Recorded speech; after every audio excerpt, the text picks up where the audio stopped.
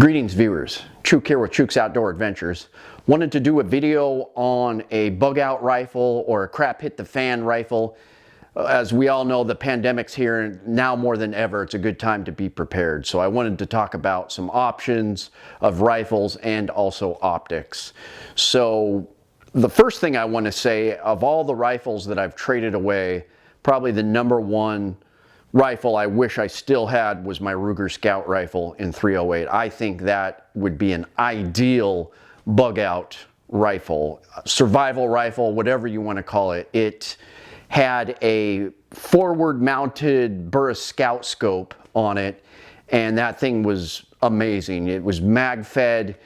I took the second caribou I ever took at close range. It was running, and I just whipped that Scout rifle out and I took it out. And it doesn't matter if you get the Ruger Scout rifle, the Steyr, the Savage. A Scout rifle, I think, is a good choice. You could get it in whatever caliber. I think a Scout rifle in .308 is almost an ideal bug out survival rifle, believe it or not, even though it's not semi-auto. Now I'm more of an AR guy. I like AKs, but I'm just not into them as much. I don't know about them as much. I'd like one, but I don't even have an AK right now. I'm more into ARs. So really there's no correct answer. Whatever gun you shoot the best. It might be a lever action 30-30 could be a great bug out gun.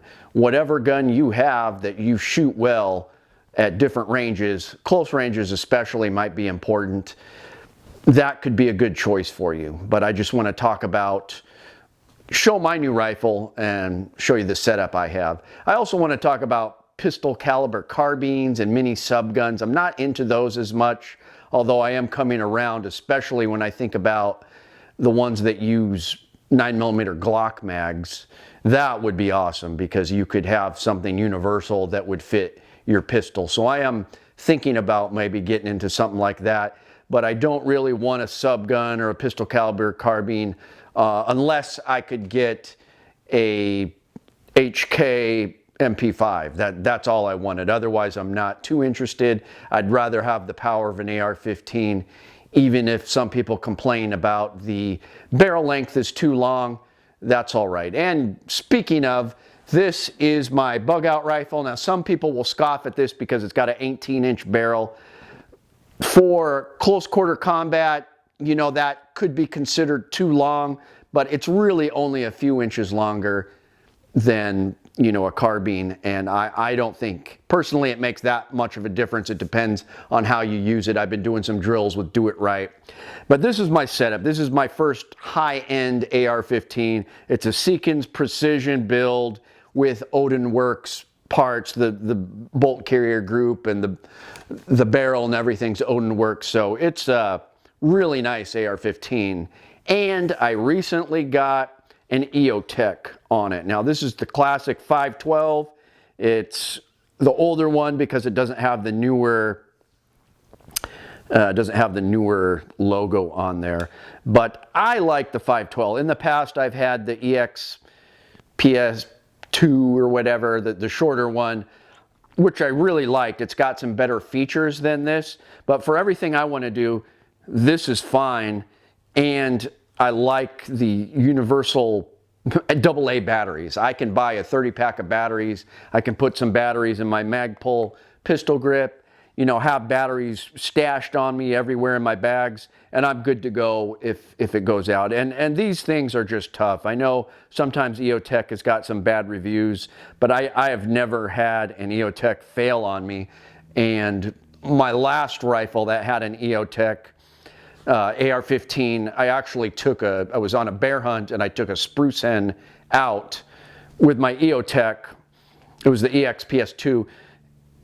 Out of a tree, I shot a spruce hen in the head. That's how accurate these things are.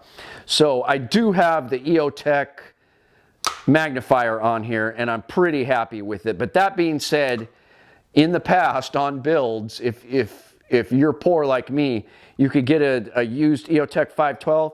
You can actually get a sight mark, a super cheap sight mark for a third of the price magnifier, and throw it in front of that EOTech. Sometimes it's kind of tricky to get the height just right, but I was able to make mine work fine.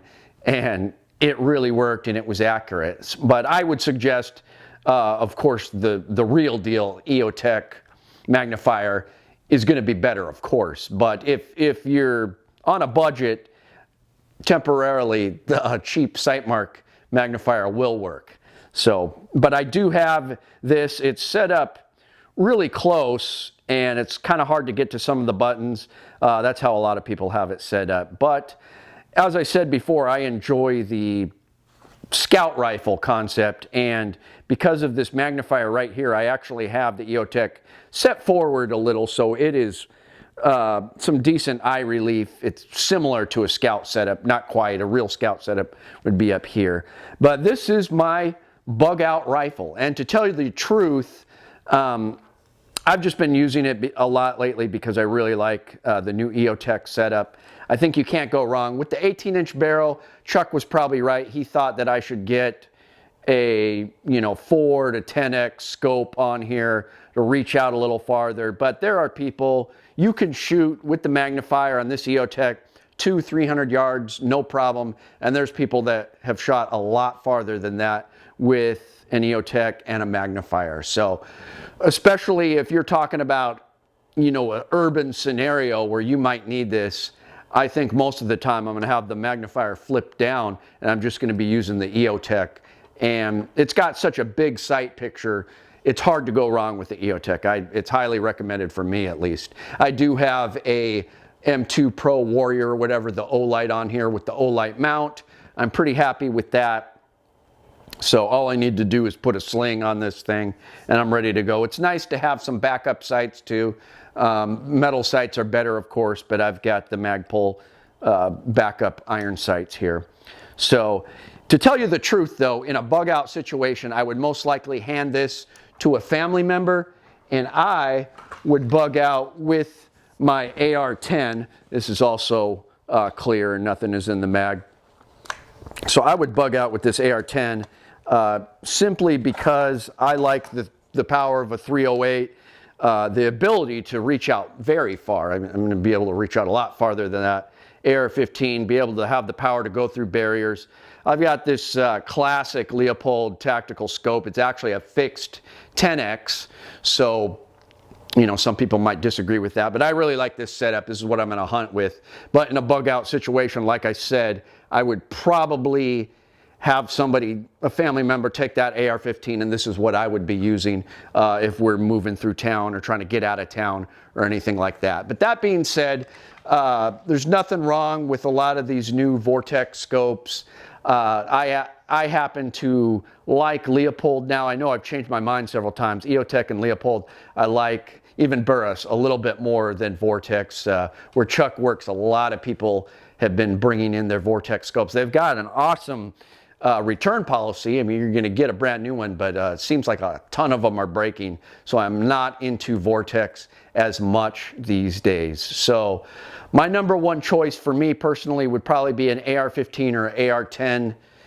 With an AR-15, I'm going to want an EOTech with a magnifier on it.